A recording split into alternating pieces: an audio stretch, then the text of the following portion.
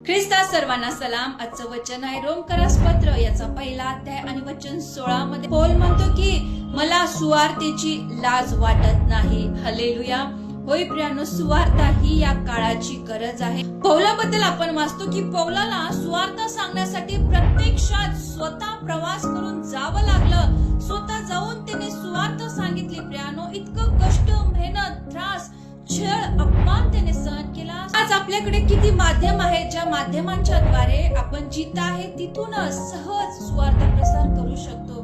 पण आपण का करत नाही? कितीतरी वेळा आपण हे कारण देतो की मला भीती वाटते, मला लाज वाटते. पण प्रियानो, आज जर प्रभूचं वचन तुमच्यापर्यंत येत आहे तर ही कारण देणं आपण सोडून देऊया. तुमच्या भीतीमुळे, तुमच्या लाज वाटण्यामुळे कदाचित अनेक लोक नरकात जातील. म्हणून आजच आपल्याकडे संधी आहे.